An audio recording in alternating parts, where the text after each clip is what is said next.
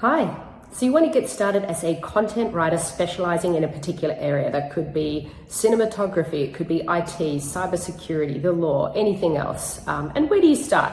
Do you focus on your strategy, on your craft? What do you do? So there's a couple of things to keep in mind, and I'm going to take you through these in this sort of roughly 30-minute tutorial. But first of all, my name's Stephanie. I've been writing content all my life professionally. And I've been coaching people in the art of writing more clearly and concisely since 2006. I've worked with literally thousands of people, so I get asked these questions all the time. And indeed, it is an exciting area to be in right now. So the comms sector is bigger than ever, and specialist content writers do get paid more than generalists. So regardless of whether your level is sort of junior, mid-level or senior, you can expect to get paid between 30 and 50% more than generalists with that sort of same level of experience. So whatever the case is, we're going to cover the broad areas: how to get started, how to continue refining your craft as a specialist content writer. Let's get started. So in this short video, we're going to cover a couple of simple points. Firstly, establishing your point of difference, choosing the right structure for the right purpose, and finally, tweaking your expression so you avoid falling into those pitfalls that beset a lot of writers. First of all, let's take a look at the writing process itself. About half of your total allocated time should go towards planning and setting up a rough structure. So that means things like developing the angle, compiling research, interviewing experts, making your own notes so you're interpreting as you go rather than interpreting while you're trying to write the article, which is very time consuming. Choosing the ideal structure and then planning your response within this structure in sound bites. And that last point is important. You don't want to be planning in dense paragraphs and sentences. We'll save that for a little bit later. You want to really see what the architecture of this article is going to be. The next 30% of your time should go towards really fleshing out that first draft. So you're going to be now adding sentences and paragraphs underneath those sound bites. You're going to craft some really compelling headings that are not only action-based and clear, but might also have some important search optimized keywords in there. You're also going to create subheadings to break up the text every 300 words or so. You're going to make sure that your ideas are linked using classic linking techniques between sentences and paragraphs. And you're going to make sure that any opinions or statements are supported by facts. So 80% into the writing process, and you're just sort of really at that comfortable stage where you're sort of polishing it for correctness. And you're especially just going to be focusing on language, grammar, spelling, and punctuation, and to a certain extent, formatting as well. So we're going to cover these areas in brief. As mentioned, the first 50% of your time should go towards setting up, making sure that the content's right. You know, you're working with the right angles, the right set of facts, and you've also got a structure that suits the purpose. The next 30% of your time should go towards refining the expression. So that's sort of really the wordsmithing, the crafting, adding character to this piece. And the final 20% of the time of your time should be spent to getting the grammatical, punctuation and other stylistic elements correct. Okay, so let's take a look at these 4 areas in a little bit more detail. And the first is, of course, content. So you want to start by defining your audience. Are you writing inside tips for fellow experts? Are you writing clever hacks for beginners? Are you writing, thoughtful advice for mums returning to the workforce? Or are you writing trends for business executives? Whoever it is that you're writing for, you want to, I guess, mentally tap into your network, your professional and personal network, and think of someone you know who actually exemplifies that audience. And I want you to really think of that person every time you write a story. And you want to kind of use them as the benchmark for any of your ideas. You know, would they find that compelling, inspiring, helpful, or not? And if they wouldn't, then you want to move on and find a better idea. Once you have defined your audience, let's define yourself a little bit more. Try to come up with sort of a one-liner or an elevator pitch that really captures your point of difference.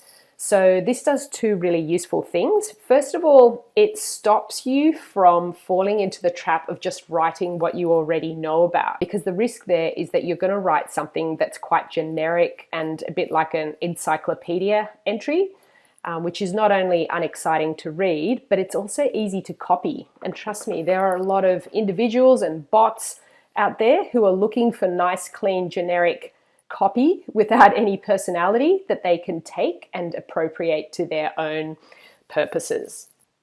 The second reason you want to kind of really define your point of difference is to position yourself as this expert so that you eventually get sought out for that perspective. And just to give you a couple of examples from around the world, first of all, there's Australia's own Scott Pape. Big fan of Scott Pape. His tagline is "Tread your own path," and what he writes about is practical financial guidance for ordinary people to help them free of some awful debt situations, some awful personal or work situations. And so if you want to find the latest information about cryptocurrency or foreign exchange or stocks to watch, you're not going to find it there, because he very clearly deals with quite practical and timeless financial information. So that's an example of what I mean of having this focus that you uniquely own. Here's another example. A.A. Gill from the UK. His restaurant and travel reviews are not everyone's cup of tea. They're very brutal. They're often quite un-PC as well, but absolutely impossible to imitate that style. I mean, he really is in a class of his own. And just a third example that I'm sure all of you can relate to is Arianna Huffington.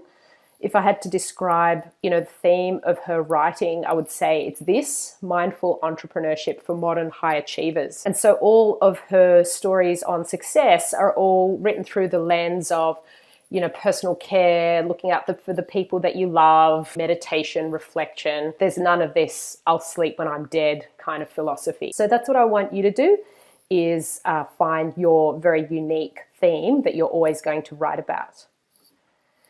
Once you've done that, you want to create a bit of a content plan. And once again, you want to resist the urge of writing what you already know about. You're going to run out of content pretty quickly if that's your plan. And once again, it's going to be boring. It's going to read like a bunch of encyclopedia entries. So you want to kind of tap into that emotional thread of conversation that's happening about this topic, the zeitgeist, if you will. So go on Google, find out what people are looking up. Look at some customer reviews. What are people complaining about? Or perhaps you've got some access to unique insights and you can talk about emerging trends. So you want to create yourself a content plan. This is going to be a living document that you can access anytime. You constantly want to update what you've written about, what you've kind of drafted, what are some other ideas you could write. So I really like using Google Sheets for this, but perhaps you can, use some more sophisticated tools, whether it's Trello or Asana or any of those tools. If you want to know more about content clusters or topic clusters, go to HubSpot. They've got such amazing articles on this topic, and it'll really help you get started if you haven't done this before. Very finally, foster a community. So again, this does a couple of really useful things. First of all, it exposes you to an exponentially larger audience. So by collaborating, it's your audience plus the other person's audience, which equals a bazillion more pairs of eyeballs than you would otherwise get. Now, those other subject matter experts are going to help you with another really important thing, which is where to get published. And I know that was going to be your next question. So the first place to look at is industry blogs and specialist publications. All those subject matter experts are going to be on there already and may even have some contacts for you. You also want to think, what are some opinion pieces that you might pitch to the major publications, whatever the major news publications are in your area that publish news on this theme. Perhaps you have the appetite to start your own blog. Word of warning there, if you do start a blog, be prepared to actually feed that beast quite regularly, because there's nothing more embarrassed than a sort of partly neglected blog that hasn't been updated for a year. Perhaps you prefer social media channels. They're pretty forgiving. And again, you can create a community there. Perhaps your own workplace publishes content on this area. So once again, reach out to other people for some guidance. Be flexible when it comes to payment. You may get paid as you become better known, but in the beginning, trust me, you don't want to just get paid. You want that exposure. You want people to come and seek you out. So just be a little bit flexible there. The next thing you want to consider is structure. Which article structure is going to be right for what you're doing? And if you've done my workshops before, you'll know I talk about 3 structures: the narrative, the hierarchy, and the list-based structure, or the listicle. Let's explain in brief what each of those mean for you as the writer. I should also add, any of these can be as long or short as you like. So it's not that if you've got a short piece to write, do this one. If you've got a long piece, do that one. It's more that if your reader wants to be taken on a journey, you use the narrative. If they want to get to the facts quickly, choose the hierarchy. If they just want sound bites, choose the listicle. So you kind of need to decide which one suits each purpose at that time that you're writing it. Okay. Narrative, let's look at this. As the term implies, it's storytelling. A narrative structure starts with a bit of background that often doesn't seem to directly relate to your subject matter. It then builds the content over several paragraphs to a bit of a turning point where you kind of introduce your main point. And then again, several paragraphs follow that where you explain that main point, and then you end with sort of a resolution or insights. So basically the meat in that sandwich is right at the end. The reader needs to go all the way to the end until they can kind of put the pieces together and understand the full significance of what you're saying. The next structure we talk about a lot is the hierarchy, which, as I guess the term implies, is sort of a hierarchy of points from, I guess, the most important to the least important. We also learn about those points in the first paragraph, really the first couple of sentences. We can see what those points are, and then they're expanded upon deeper within the story. This is almost a counterintuitive structure to write. You know, most people by default start writing with the background and then they end with the insights. This kind of almost forces you to flip the order. If you've done any of my workshops before, you'll know that mind mapping is a critical tool you need to use so that you can achieve a hierarchy structure. The last structure to use is the listicle, and we've read lots of these already. 10 reasons why your website is dropping, 5 ways to buy your dream property this year. 3 things to say at a networking function. So there is just never-ending scope to write a listicle of some sort. As you can tell by the sort of examples I've rattled off, they're quite focused. So you want to open your listicle with a high-level statement that kind of makes that focus very clear. And after that, you can list your supporting points in any order you like. So we're going to have a look at these in a little bit closer detail just to demonstrate what they might look like. And what I've done is that I've gone to an article that's on an Australian real estate website called domain.com.au, where there's an article about a rental initiative that gives rental discounts to people that need them.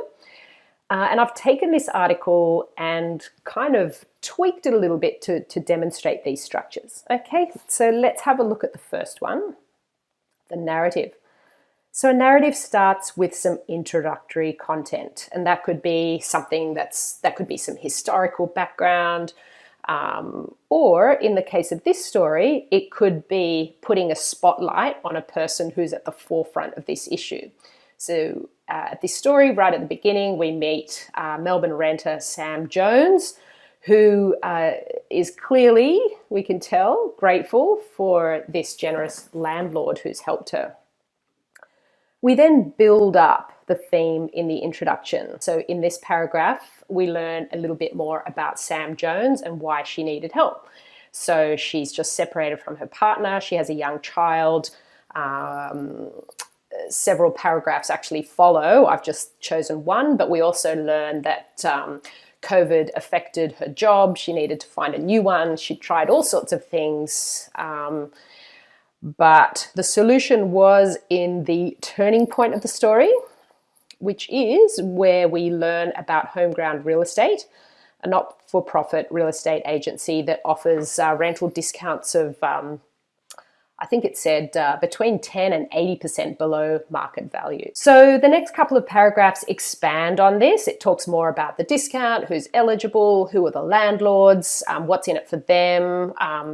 On this slide, I don't have space to talk about all of that, so I've just picked one paragraph which kind of captures what this initiative has done for this young renter. And then the story ends with a resolution. Again, I've sort of edited this a little bit, but in this case, the story ends, that the final thought we're left with is that this initiative doesn't just apply to one city. Look, it's now operating in a couple of other cities.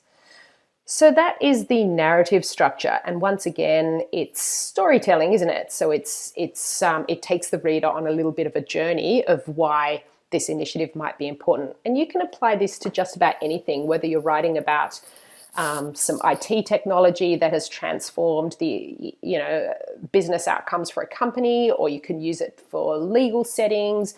You can use it for just about anything. But as mentioned, the hierarchy structure is a useful alternative, which you might choose if your reader is a bit more impatient to get to the point. So they don't want to get to the end to find out why they're reading this. I also said that you need to mind map to do this. Here's a very kind of simple mind map. So if I had 2 points to make, A and B, you would learn about those in paragraph 1. You would then learn a bit more about paragraph A in a subsequent paragraph, and you'd learn about point B a little bit later again. So here is our story again about Sam Jones. Sam Jones is topic A, Homeground Real Estate is topic B. The next paragraph goes on to talk a bit more about topic A. So we learn what was happening in Sam Jones's life, why did she need rental support? And then deeper within the story, we learn more about topic B, this not-for-profit real estate agent, housing at 10 to 50% below market rate, not 80%. And so just to demonstrate, we can kind of see those points straight away in the first paragraph, points A and B, and then the next one focuses on point A, and the third paragraph focuses on point B. So that is the hierarchy structure. And now let's look at the third structure, which is the list structure or listicle. And as mentioned, it is the most focused of the three. So if you took that story of young Sam Jones and the situation in Melbourne during COVID and, historically high rental and all these different things, you would not be able to just turn that into a list-based article very easily. It would read like a dog's breakfast. There would be no flow. So for the list-based structure to work, you have to really focus.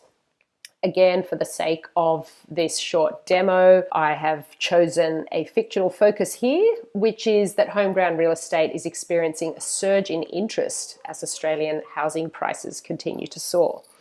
And then all the points within this statement are going to back that up, that they're experiencing a surge in interest. First point is, wow, they've got 300 properties available. Their portfolio has grown 75% in the last year. Second point talks about them expanding to other cities. Third point talks about why they're popular. They've got good quality housing in safe locations, safe, convenient locations with transport and schools. They're not in the dodgy, scary parts of town.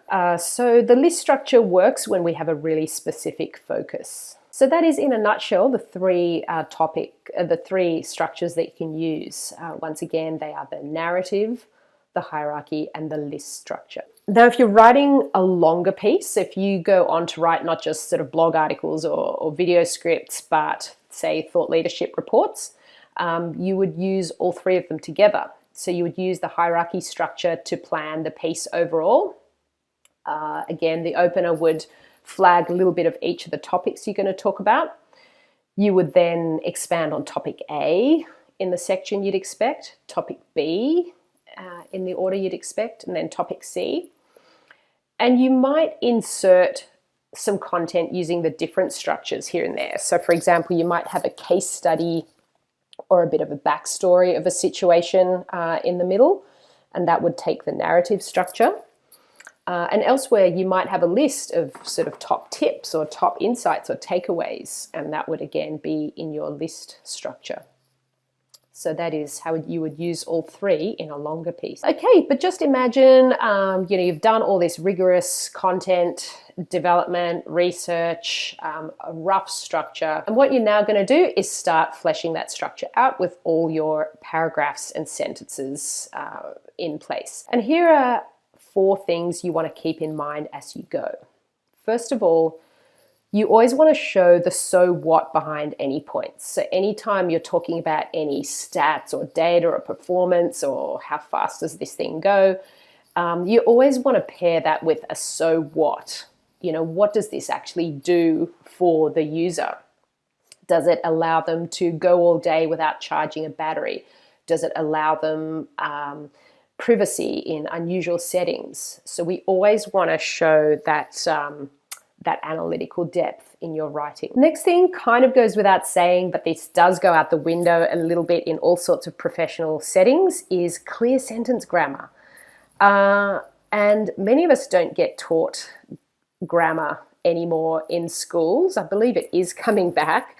But if it's been a while since you did any grammar, one of the best things you can do is just write in shorter sentences. So if you just stick to 1 point per sentence, and make sure that each sentence is roughly 25 words long, sometimes shorter, sometimes longer, but not 50 words, not 60 words. You're going to have a pretty, digestible written style. There are other things to consider with sentence grammar. For example, you want to have a clear sentence subject starting the sentence. You don't want to have the doer of the action kind of buried deep within the sentence. And you also want to support the sentence with correct punctuation, which we'll talk about in a minute. Now, one of my favorite aspects of sentence grammar is verbs, action words, because after all, the subject matter that you're writing about would be nothing if not for actions that had to start, that had to stop, that should happen, that might happen. So action words are like this really critical part of your writing, no matter what sector you're in, I should add. And one thing you can kind of look out for or find an opportunity to do is use dynamic verbs, right brain verbs. So instead of saying that XYZ is increasing, you might say it's soaring. Or instead of saying XYZ will change your organization, you might say it'll transform your organization.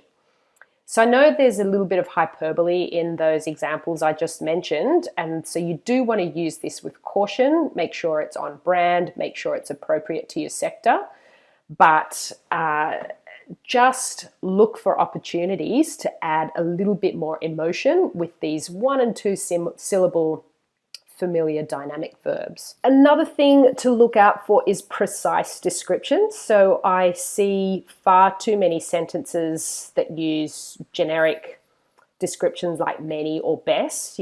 Many insurers are doing this, or we are one of the best universities. And you want to be specific. So maybe you might say 9 out of 10 of the world's top insurers are doing XYZ. Instead of many. Or you might want to say we're one of the top 100 universities instead of we're the best.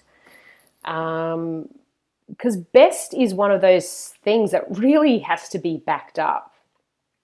You'd be better off telling your audience that you're number 25 in the world, which is an awesome ranking, than to say generic, this vague, fluffy word like you're the best. So that is expression. Those are just some things to watch out for when you're writing technical pieces, and these apply.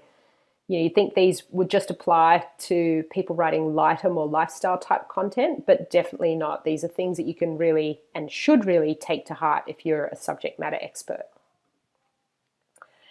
Okay, so you're 80% into the writing process. You've got a wonderful angle. It's beautifully researched. You know your readers are going to love it. You've picked this effective structure. You've refined everything.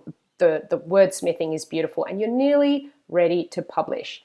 But you want to spend another little chunk of time now making sure that the grammar, punctuation, and style is correct. Look, with punctuation, there's this, there's sort of two schools of thought. On the one hand, there are these people that pounce on you if you have a comma out of place. And I really dislike those people, I should say. But because that's kind of like ostracizing someone at a party if they've got parsley on their teeth. It's just catty and unnecessary. But there's another school of correct punctuation that actually has legal implications. Punctuation can really change the meaning of a sentence sometimes. So if you take a sentence like, let's cut and paste kids, and you have a comma before the kids, it sounds like a really friendly invitation. But if you take that comma out, you completely turn that into quite an evil statement. That is punctuation. It's certainly something worth revisiting. And spelling as well. So we all have spell check, but what if you published something where the word public was spelt without an L, or if you wrote form instead of from in some really critical place? Spell check isn't going to catch that, and you're going to look a little bit silly. So let's look at some ways you can get that writing out there without sort of going to too much trouble, but making sure that it is spot on. And I'm going to talk about two aspects of this. The first one is when you're reviewing your own work, and the second one is when you're asking someone for help. Let's look at the first one. So when you're reviewing your own work, this is pretty unanimous among almost everyone I've spoken to, but the first thing you've got to do is just take a break. So, you can have mistakes sitting there glaring at you in the face and you're too tired to see them. But if you let it sit overnight, or you even go out for lunch and get some fresh air, you will definitely see it when you get back to your desk. The second thing is make sure you allocate enough time. If you're reviewing your own work, allow for roughly an hour per 5 or 10 pages. As you read and reread, this will get quicker.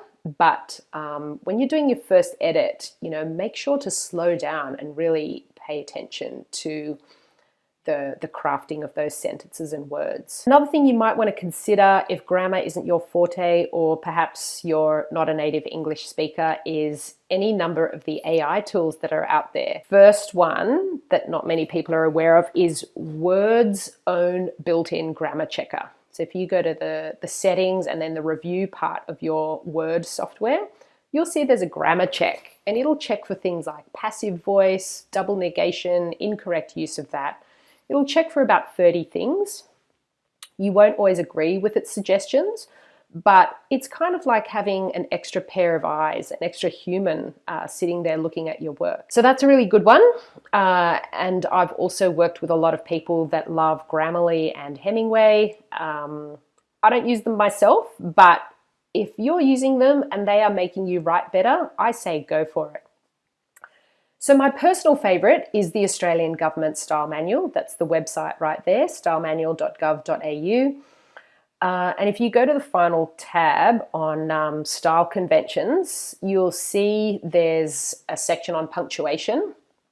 And you just want to look up a couple of times a week, how do you use a comma correctly? How do you use a semicolon? Do I need to hyphenate this? Do I need, single quote marks or double quote marks? And if you look up the rule once, look at the example and apply it straight away, you'll always remember that rule. And so this is kind of a natural way of building up your, skill set. The other thing about punctuation is that it actually supports correct grammar. So once again, if you're like many modern professionals and you didn't really learn grammar at school, well, punctuation is a really great way to kind of dip your toe back into that water and start understanding it in more detail. Now, one thing I should add is that if you're not based in Australia and you're watching this, keep in mind that all the respectable dictionary houses from around the world create their own style manuals. So if you're in the US, it might be the Merriam-Webster. If you're in the UK, it might be the Cambridge or Oxford dictionaries. In the past, all of those resources have existed in hard copy, so you had to buy them, once every 10 years. and increasingly they're online. So look for a style manual that is going to suit the style of English used in your organization. Now let's have a look at what you might need to do if you're asking someone to edit for you. First of all, ask them ahead of time and give them that indication of, how long is it and roughly how long should they allocate to edit it. You don't want to kind of jump on someone on a Friday afternoon as they're about to head out of town, or, they've got to pick up a sick child or something like that. The other thing you want to do is clarify which part of the review process they should focus on. So remember, there's content, structure, expression, and style. If they're focusing on the wrong thing at the wrong stage, that's really inconvenient. For example, if you're looking for really high-level guidance on whether your structure's working and someone comes in and tells you there should be a comma here or there, that's not very helpful. And equally, if you've got a word-perfect, beautiful piece of writing that has already been peer-reviewed by others, that addresses some really high-level points, everything's been fact-checked, and they start moving sentences and paragraphs around, again, that's going to really set you back. So make sure you tell them which part of the review process to focus on.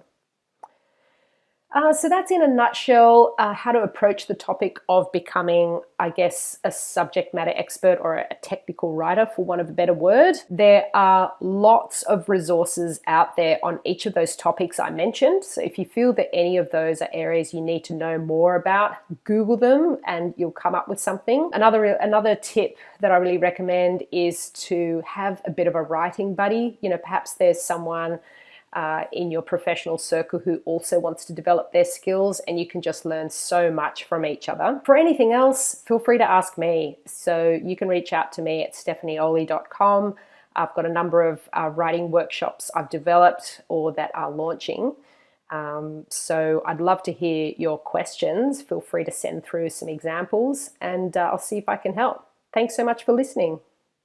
So thanks very much for watching. I hope that's helped you get an idea of where to start growing your skills and, of course, refining the angle that you're going to take as a subject matter expert content writer. If any of those areas are things that you want to know more about, you can Google just about any of them, such as, great article structures, great headline styles, the 5 standard sentences to use in English grammar. You can Google any of that.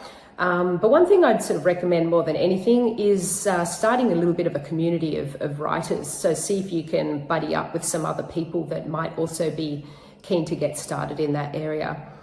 You can also reach out to me with any questions. I've got a lot of content coming. You can follow my blogs or sign up to my newsletter on stephanieoli.com. Thanks again for watching.